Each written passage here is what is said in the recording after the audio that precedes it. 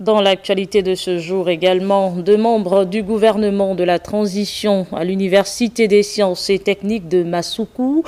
Outre la prise de contact, la ministre de l'Enseignement supérieur et celui du pétrole ont visité le chantier de réhabilitation de l'USTM, un des chantiers menés par le CTRI.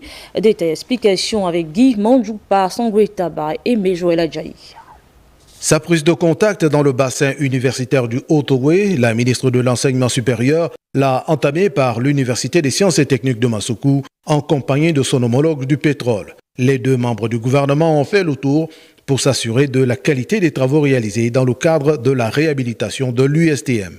Mon collègue et moi du pétrole sommes venus vérifier l'état d'avancement des travaux qui ont été initiés par le CTRI dans le cadre du PID-PIH.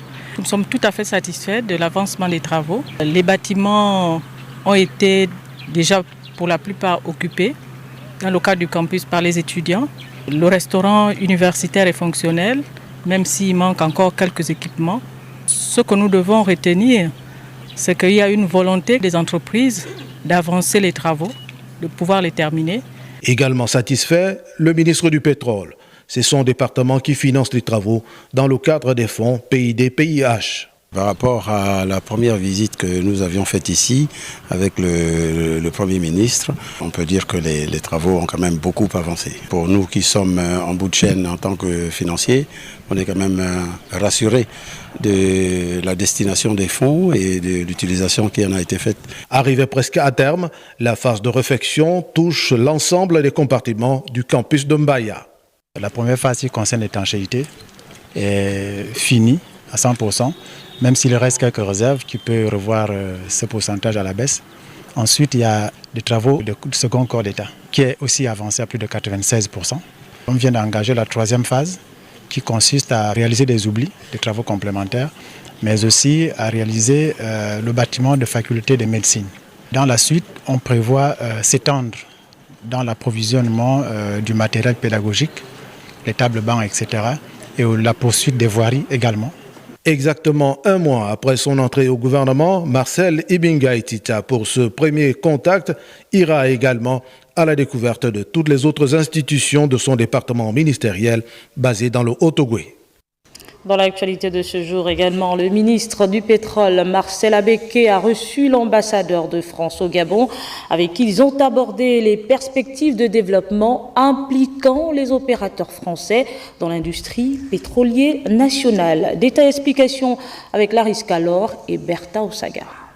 Des échanges qui ont tourné autour de la contribution des entreprises françaises dans l'industrie pétrolière, notamment dans les perspectives de développement du secteur. C'est une contribution importante et même à certains égards historique dans le champ pétrolier, mais également dans le champ gazier, où il y a des perspectives de développement impliquant des acteurs majeurs français. Et nous avons également parlé de l'environnement des affaires, de la situation de l'exploration pétrolière au Gabon. Et je dois dire que je ressors de cet entretien très confiant. L'accident de Bécuna sur les installations de Perenco a permis également aux 2 personnalités de revenir sur les conditions de sécurité qui doivent être plus que jamais renforcées. 6 personnes ont perdu la vie. Il y a un processus d'indemnisation qui est en cours.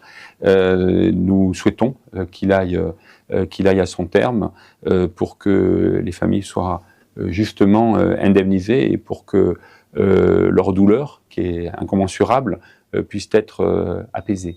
Et puis évidemment, nous avons évoqué les mesures de sécurité qui doivent être renforcées partout et toujours dans ce secteur, parce que c'est un secteur périlleux, où il y a des risques et où chacun doit être intraitable sur la manière d'en tenir compte. Le Gabon et la France entretiennent une vieille relation dans le secteur pétrolier. L'on compte plusieurs entreprises installées depuis des décennies. Débuté le lundi dernier, l'atelier de formation sur la création et le management des offices de tourisme s'est achevé vendredi dans la ville du Grand Blanc. Prenaient part à cet événement des conseillers municipaux et départementaux et les experts de Tourisme sans frontières. Arnaud Manza, Aristide Bombo. Après 4 jours de travaux, la satisfaction est totale, notamment pour les experts de Tourisme sans frontières. vu que les acteurs locaux étaient prêts à se mobiliser pour organiser le tourisme au niveau local, mais aussi au niveau d'un réseau d'office du tourisme national, et de créer une véritable synergie avec tous les acteurs économiques du tourisme, que ce soit les artisans, les commerçants ou les restaurateurs hôteliers. Donc on voit que le résultat de ce séminaire est vraiment un résultat qui va apporter ses fruits au développement touristique du Gabon. Les offices de tourisme, une fois sortis de terre, auront pour mission l'accueil, l'information et la promotion du tourisme dans le territoire, ce qui cadre avec la vision des autorités. Au sorti de cet atelier, le but donc de Monsieur le ministre du Tourisme, c'est de voir la naissance des offices de tourisme dans tout le Gabon. Donc, mais pour pouvoir mettre en place ces offices de tourisme, il fallait d'abord passer par la phase de formation. Et dès que ces offices du tourisme seront mis, ça va permettre de pouvoir être une émanation de la politique touristique dans les collectivités locales. Au sortir de ces connaissances acquises, les représentants municipaux et les conseillers départementaux se disent prêts à relever le défi. Au sortir de cet atelier et avec les assurances donc de l'administration du tourisme et de l'Agatou, nous croyons que cet office va désormais pouvoir fonctionner normalement. Et avec la participation donc des opérateurs du secteur, en participant à cet atelier, nous sortons de là vraiment satisfaits, avec beaucoup d'espoir que désormais les choses seront différentes dans le cadre de notre département en termes de tourisme. Les offices de tourisme vont booster les économies locales, créer des emplois pour que l'ensemble des populations en profitent.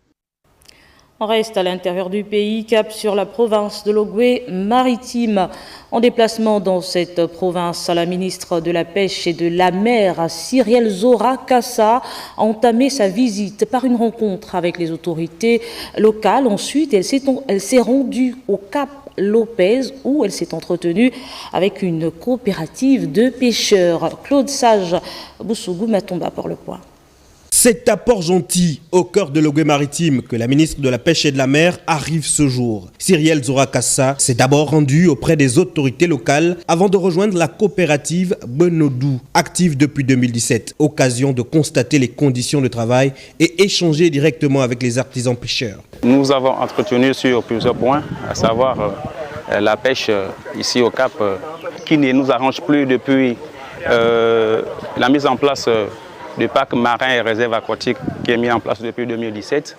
Et elle nous a rassuré que les solutions seront trouvées. Le gouvernement gabonais est pleinement conscient des difficultés et s'engage à apporter des solutions pour moderniser et soutenir le secteur. Cette mission s'inscrit dans la volonté des autorités de garantir une exploitation durable des ressources maritimes au bénéfice des communautés locales. Aujourd'hui, nous sommes au niveau du Cap Lopez à Port-Gentil, où j'effectue une visite du village de pêcheurs. Et en tant que membre du gouvernement, il est important pour nous de vérifier quelles sont les zones de pêche réglementées et quelles sont celles-là qui ne le sont pas encore. Dans le but de fructifier l'activité de la pêche au niveau du Gabon, il serait pour nous important de veiller à ce qu'on ait autant de zones de pêche, celles qui ne sont pas réglementées, de les réglementer afin que l'activité soit proche des populations, mais surtout veiller à ce que l'assiette du Gabonais puisse comporter du poisson, mais à un prix le plus abordable possible. À Port-Gentil, la pêche artisanale espère désormais un nouveau souffle porté par cet engagement gouvernemental. Le vivre ensemble, un principe qui doit fédérer tous les Gabonais et qui passe nécessairement par la tolérance, l'harmonie et le respect des uns et des autres. C'est du moins cette valeur autour de laquelle le ministre de la Justice, Paul Maringonjo, a communié avec les populations des services décentralisés de la commune de Lambaréné, mais aussi avec les auxiliaires de commandement et notables. On en sait un peu plus avec Patricia Lidi-Molé. Tous mobilisés autour de Paul Maringonjo pour des échanges fructueux, constructifs et fraternels. Un rendez-vous pour lequel les notables, auxiliaires administratifs et ceux du commandement ont manifesté leur adhésion. Il est question ici pour les fils et filles du Moyen-Ogooué d'être ensemble pour promouvoir et solidifier le vivre ensemble. Une plus-value au regard de la participation inclusive et patriotique. On a parlé des projets, des travaux à faire à Lambaréné. Donc c'est ce qui nous a amenés à être ensemble. Et surtout éviter le terreau de la division. là où nous allons, on a besoin d'être dans l'unité. C'est important. Le maître mot, c'est celui d'être ensemble pour le bien de la commune de Lambaréné, de la province du Moyen-Ogooué, du Gabon, derrière le président Brice Clotaire Oligui Nguema. Les échanges sur le développement de la province ont occupé une place prépondérante. Tout a été évoqué, à savoir les projets structurants effectués dans la province et qui contribuent à l'amélioration des conditions de vie des populations. En ce qui concerne les projets des 7 milliards qui ont été déposés pour la ville de Lambaréné, il y a eu des inquiétudes, mais nous avons eu des réponses vraiment qui nous ont intéressés, qui nous ont rassurés. Effectivement, nous sommes sortis de là satisfaits. Cette rencontre, rehaussée par la présence du vice-président du Conseil économique, social et environnemental, Joël Ogouma, aura été bénéfique pour tous, car elle vient ainsi renforcer les liens de fraternité et de cohésion sociale. Poursuivons ce journal avec ce reportage de Claude Sage-Boussogou. Matumba, c'est dans une ambiance empreinte de convivialité que s'est tenue ce dimanche une rencontre culturelle pour célébrer l'excellence des relations entre le Gabon et le Japon à travers la danse et la musique. On regarde. Pour la deuxième fois au Gabon, le groupe japonais Todoroki se produit dans le cadre de sa tournée africaine de 2025. Le pays figure parmi les 3 seuls à accueillir ses troupes aux côtés de la Mauritanie et de Madagascar. Je remercie également les artistes Todoroki et Kuka qui ont choisi de se produire à nouveau à Libreville, ainsi que leurs collègues du groupe Zulu de Mandji pour leur disponibilité à représenter la culture gabonaise. Cette rencontre, soutenue par les autorités gabonaises et l'ambassade du Japon, ouvre la voie à d'autres opportunités d'échange, notamment dans le domaine de la formation et du renforcement des capacités dans le secteur culturel. Un groupe gabonais de renommée, Zulu de Mandji, se fait joindre aux artistes japonais. Alors, on apercevra la collaboration des arts Japon-Gabon.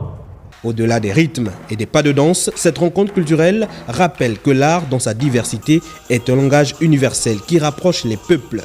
Entre le grondement des tambours japonais et l'énergie des danses traditionnelles gabonaises, le message est clair: quand les cultures se rencontrent, les cœurs s'unissent.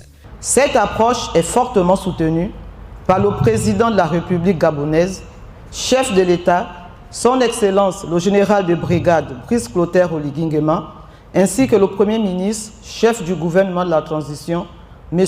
Raymond Donsima. Un moment d'unité et de partage qui témoigne une fois de plus de la richesse et de la diversité de la coopération japono-gabonaise. Des exercices d'écriture ont eu lieu, les membres du gouvernement se sont même prêtés au jeu. Rendez-vous pris pour une nouvelle édition où tradition et modernité continueront d'écrire ensemble l'histoire d'une coopération sans frontières. Et il y a cette importante déclaration de Paul-Marie Ngodjou, président de l'Union nationale initiale, qui a, au cours de sa communication, appelé à la candidature de Brice Clotaire Oligui Nguema. C'était au siège de ce parti politique, 6 à l'ancienne Sobraga. On voit cela avec Rita Abogo Ndong et Guy-Serge Dizambou. Depuis le 30 août 2023, le Gabon se transforme. Les réalisations faites par le Comité pour la transition et la restauration des institutions ne laissent personne indifférent. L'Union nationale initiale, acteur de ce changement, félicite les efforts consentis. Le 30 août 2023 est venu renverser la donne politique. Il a fait germer dans l'esprit des Gabonais un espoir immense de restauration du pays. Nous assistons aujourd'hui à une transformation concrète de notre paysage national, à travers les nombreux chantiers d'infrastructures lancés sur l'ensemble du territoire et les réformes courageuses engagées depuis 16 mois. Conscient de cela, l'UNI demande à Brice Clotaire Oligui Nguema de continuer l'œuvre déjà entamée en se portant candidat à l'élection présidentielle du 12 avril prochain. L'Union nationale initiale invite par conséquent et solennellement le général de brigade Brice Clotaire Oligui Nguema à se porter candidat à l'élection présidentielle du 12 avril 2025.